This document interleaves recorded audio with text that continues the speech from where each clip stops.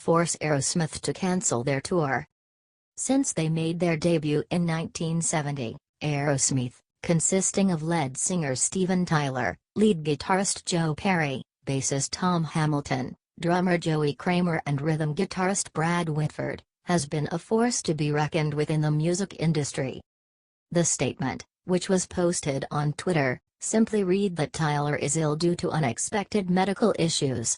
However, he is expected to make a full recovery once he receives proper rest and treatment. This isn't the first time that Tyler has struggled with his health. In 2006, he revealed that he had been suffering from hepatitis C, and had to undergo extensive treatment that lasted for 3 years, including 11 months of interferon treatment which he said was agony.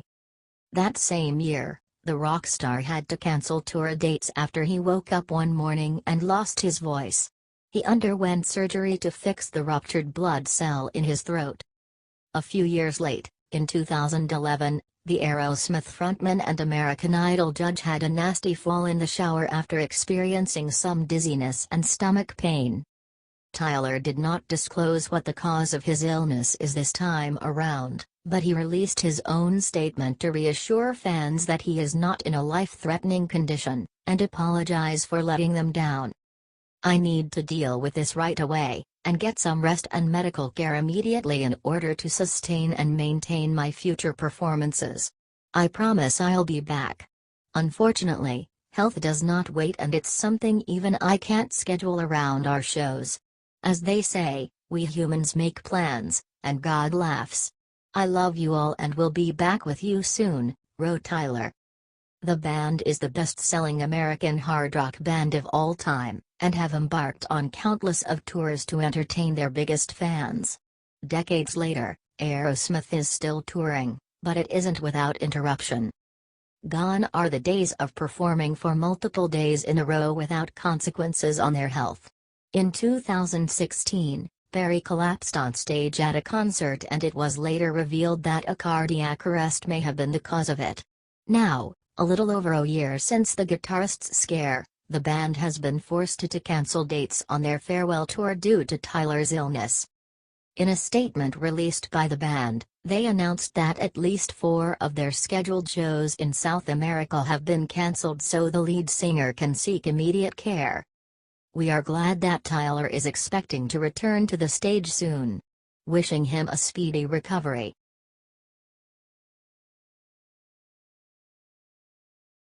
Dog the Bounty Hunter star Beth Chapman undergoes serious cancer surgery. Beth Chapman, the tough-as-nails wife and partner of TV's Dog the Bounty Hunter, had serious cancer surgery this week. Beth and Dog. Beth came to fame as one of the stars of A&E's Dog the Bounty Hunter, alongside her husband Dwayne "Dog" Chapman. The couple ran Dakin bail bonds, and the show followed their manhunts through the streets of Hawaii. But Dog and Beth's relationship was also a big part of the show. Beth, who met Dog when he bailed her out in her younger days, became a fan favorite for her no-nonsense personality and because of the couple's very sweet relationship. She always had wise words of support for the criminals she arrested, helping them to get their lives back on track. But now Beth is the one who needs some support. We shared the news of her heartbreaking diagnosis just a few weeks ago, when she penned a letter to her close friends and family revealing that a nagging cough turned out to be a tumor in her throat. "As most of you know," she begins, "I've spent a lifetime facing tests and challenges I didn't see coming and certainly never expected." When she announced her diagnosis, Beth explained that she would need surgery to remove the tumor, and that she would have a better idea of her prognosis after it was taken out. But no one expected that just 2 weeks after announcing her condition, Beth would be admitted to the hospital again for a very serious surgery.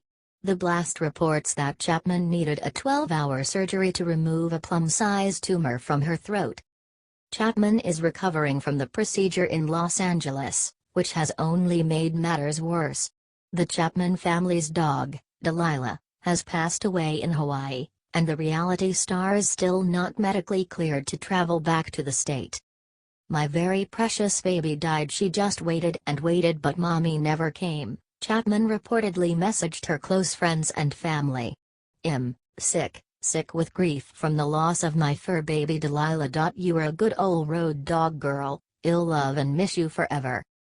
Hopefully doctors will have some good news for Beth very soon. Share this story if you love Dog the Bounty Hunter. H/T, The Blast.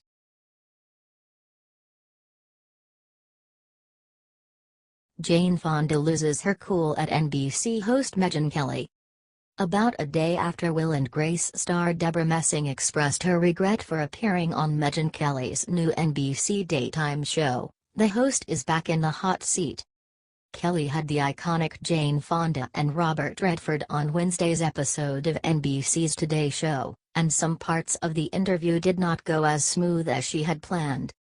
Fonda and Redford went on the show to promote their new movie Our Souls at Night, but at one point Kelly deviated from the main topic of conversation to ask Fonda a question that she has previously stated she's uncomfortable answering. The Oscar-winning actress was clearly unimpressed by Kelly's probing and things got very awkward.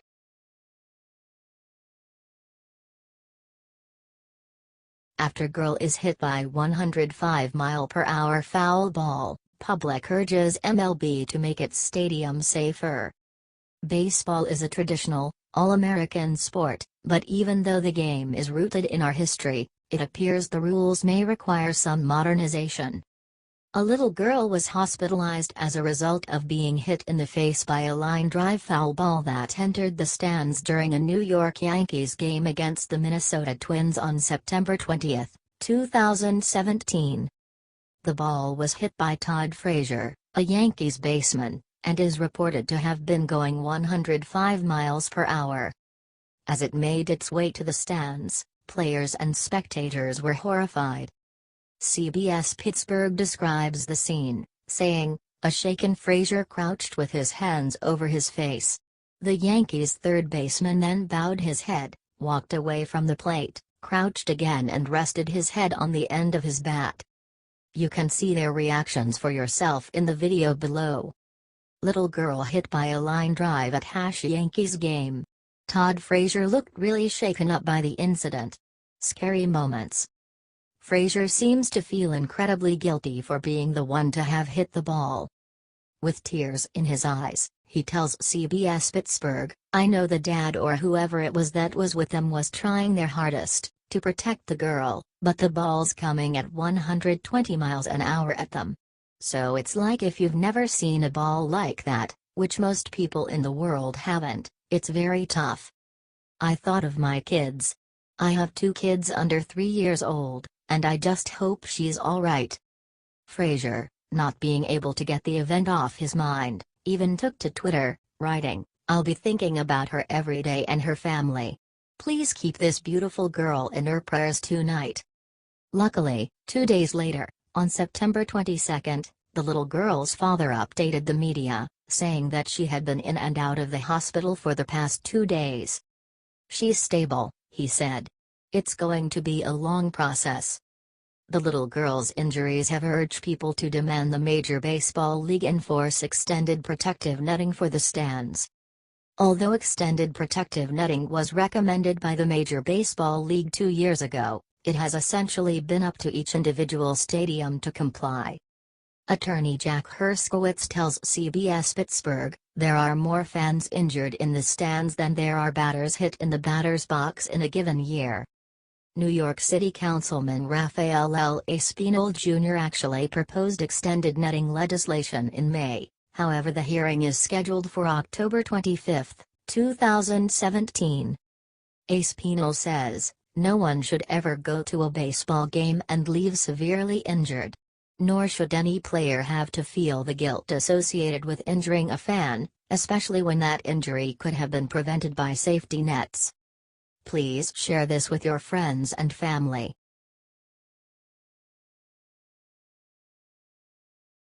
Stranger drops note in her lap, she takes one look at it and immediately starts faking a seizure. A woman named Julie Draglan was recently traveling on a commuter train in San Francisco when she suddenly realized her life was in danger. Julie received a threatening note from a stranger demanding that she turn over her phone and wallet. As she read the words, she became more and more disturbed. Julie was sitting by herself when an unidentified female behind her handed her the note. Video surveillance revealed that the robber had long, strawberry blonde hair and appeared to be in her 30s. The note was very ominous. It read, "If you want to live, hand back your wallet plus phone now plus do not turn around and be discreet. Do not turn around until after you have left Civic Center plus you will live." Julie did not turn around when she received the note. She tried silently to get the attention of a fellow passenger, but it didn't work. Instead, Julie decided to create a scene. She told CBS SF Bay Area that she faked a seizure and acted as though she was passing out. "I slumped over to the left and started shaking. And people started to notice. And they were like, 'Are you okay? Are you okay?'" The unidentified robber got off the train during the commotion, and although Julie was unable to get a good look at her, she noticed that she was a white woman carrying a suitcase. At first, Julie was terrified. But then she had the chance to look back at the situation and calmed herself down. She explained, "Is somebody really going to shoot somebody for a phone and a wallet? I started to question it a little bit, but I was still really scared." Despite the harrowing ordeal, Julie doesn't want to file charges if the suspect is found. Since she wasn't actually robbed, Julie doesn't think it's necessary. Neither the authorities nor Julie saw anyone with any weapons on the train. So, how did Julie come up with the idea to fake a seizure? She told the San Francisco Chronicle, "I think it had something to do with watching a lot of Law and Order. I think I saw that in an episode. I was very impressed with myself." Watch more on this incredible news story in the video below.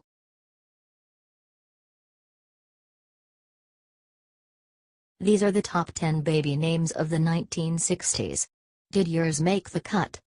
Unlike all the rare names we encounter today, Apple, parents in the 1960s chose tame but classy monikers for their babies. Traditional names seem to be a favorite for boys, so the top 10 male names didn't change too much from the 1950s. However, there are some surprises when it came to the female names. The names were all taken from Social Security card applications between 1960 and 1969, see if yours made the cut. 10. Jeffrey and Cynthia. Derived from German and Dutch, Jeffrey stems from Gottfried, which means God's peace. Outside of North America, Jeffrey is a popular alternative spelling. Cynthia, on the other hand, has its roots in Greek. The feminine name comes from Mount Cynthus located on Delos Island. It was a byname for goddess Artemis, who was born on the mountain. 9. Thomas and Michelle. Meaning twin in Aramaic, Thomas was the name of one of the apostles mentioned in the Bible. Michelle is the feminine form of Michael, a Hebrew name meaning who is like God. 8. Richard and Donna. A popular name after World War II, Richard means strong ruler in German. As for Donna, it means lady of the home, a title of respect given to women in Italy. 7. William and Linda. The classic name William is derived from Old German and it means strong-willed warrior. Linda, meaning soft or tender, is another name with German roots. Dubbed the trendiest name in U.S. history, Linda also means beautiful in Spanish and Portuguese. 6. Mark and Patricia. Mark is a form of Marcus, a Latin name for the Roman god of war, Mars. The popular masculine name is also mentioned in the Bible. 5. Robert and Kimberly. Robert, Rob or Bob comes from a Celtic language and it means bright flame. Kimberly originates from Old English and is derived from a place called Kimberley in Norfolk, England. The name's meaning comes from Cynaburg, which means royal fortress, and Leah, which means woodland or clearing. Its first known spelling was China Burlai.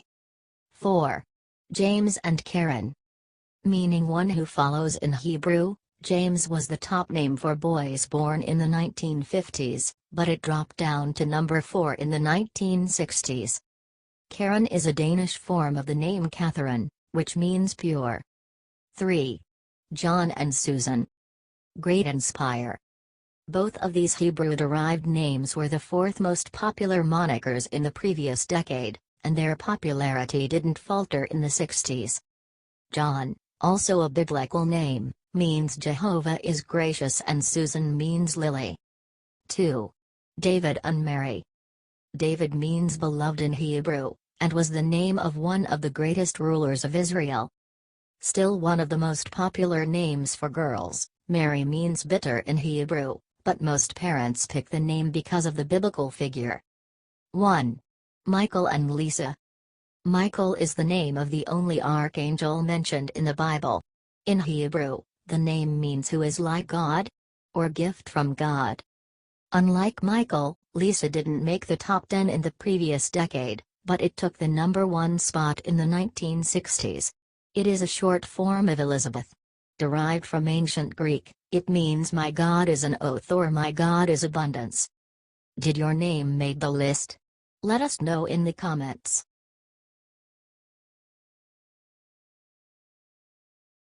Cops say killer clown's identity is finally unmasked after infamous love triangle murder of 1990. One morning in May 1990, a car pulled up the driveway of 40-year-old Marlene Warren's home in Wellington, Florida. A person dressed as a clown exited the car and knocked on Marlene's door, donning a bright orange wig, red nose, and face paint. The mysterious clown handed Marlene a bouquet of flowers and 2 balloons. Then pulled out a gun and shot Marlene in the face before disappearing for the next 27 years. As the murder made national headlines, even law enforcement described the case as one of the strangest and most bizarre they'd ever seen. A local costume shop told police that a woman had bought a clown costume just days before the shooting. Eventually, authorities say that the customer was picked out of a lineup. But the case went cold. There was no probable cause to arrest the woman. It wasn't until 2014 that the investigation reopened, this time turning to advancements in DNA analysis. The case broke, and police say the killer had turned out to be someone Marlene's husband Michael knew very, very well. After 27 years, officers say that the infamous killer clown has finally been identified. They've made an arrest, bringing some sense of closure to Marlene's loved ones. Watch the video below to see how this cold case was solved, and please share this with your friends on Facebook.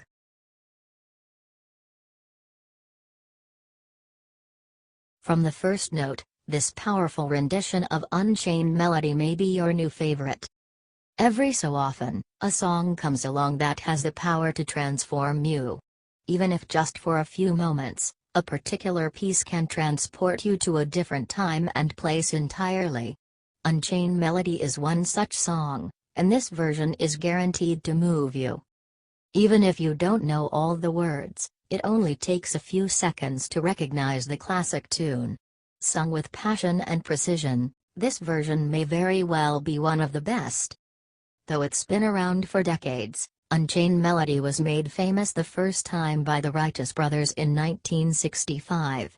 While it received a good deal of popularity back then, it wasn't until 1990 that it became universally known and loved by an even wider audience, this time thanks to the blockbuster movie Ghost. Even now, many people still associate the hypnotic song with the hit movie. What makes this song even more spectacular is the fact that it has been sung by countless artists since its original debut in 1955. Every singer puts their own special spin on the classic, and this version is no exception.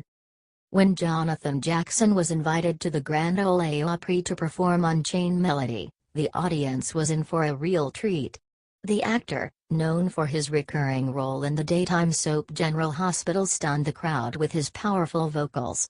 Amplified in the famous arena, the performance does not disappoint. If fans of the actor didn't know he could sing then, they're in for a big surprise now. In fact, it's hard to believe that singing isn't his full-time job. From the first note, the emotionally charged performance will have you turning up the volume for more. Not only does he hit the notes with ease, but he sings with such intense feeling that it's hard not to get sucked into the show. It's almost as fun watching him sing as it is to listen. Watch as Jonathan Jackson puts on the performance of a lifetime, filling the arena with his spectacular voice. This may very well be your new favorite version of the classic.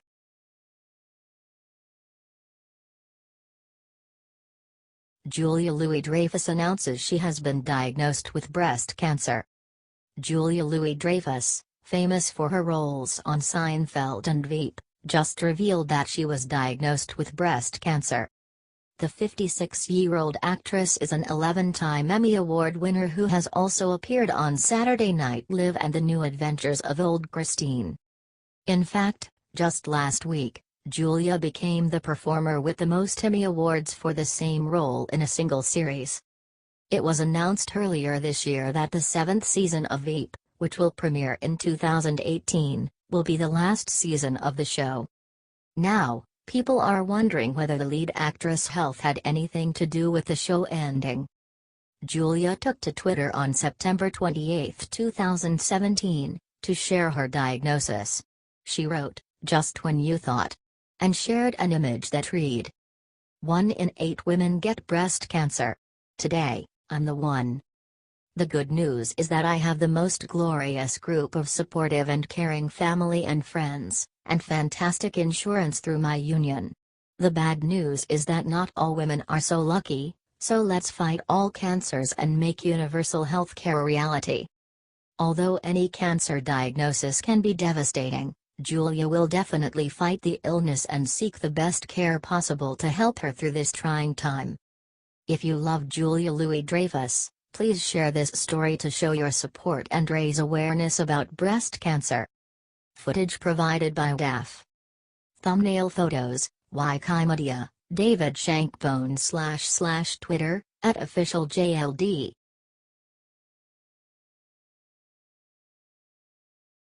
Here's the scariest bridge in the United States, and it's leaving motorists with panic attacks. Some people aren't fond of spiders, others have a problem with needles, and for a lot of people, it's heights. For those people, the Chesapeake Bay Bridge is something they wish they could avoid. This bridge reaches nearly 200 feet high at its tallest point and spans more than 4 miles in length. This isn't your usual bridge from an engineering and architecture standpoint, either. Top News explains why the Chesapeake Bay Bridge was such a wonder when it was created and why it remains to be today. It said, in 1947, the General Assembly, under the leadership of Governor Lane, passed legislation to begin bridge construction. According to Top News, construction on the bridge began in 1949 and opened to traffic on July 30, 1952. The construction cost was $45 million, and at that time, it was the longest continuous overwater steel structure and third longest bridge in the world. The Bay Bridge stands 186 feet high at its highest point, high enough to accommodate ocean-going vessels and ships, and to give passengers a bird's-eye view of some beautiful scenery. This means a massive ship can pass under the bridge while you're driving over it. If that doesn't give you the chills, you're braver than most. Many motorists traverse the bridge daily. It connects the state's rural Eastern Shore region with the urban Western Shore. Not surprisingly, there are people who must rely on a special service to drive them across the bridge every day to and from work. They have an intense fear of bridges that has only been heightened by this particular bridge. A psychologist rode along with some individuals who couldn't tolerate the ride. Inside Edition joined in and recorded their panicky ride across this big bridge. Some said it doesn't help that the weather can change at a moment's notice and make the ride scary. Waves can lap up against the bridge and make it a harrowing ride. Would you ever cross the Chesapeake Bay Bridge? Is it the height or length spanning the water that bothers you most? Take a peek at this sky-high bridge for yourself in the video below.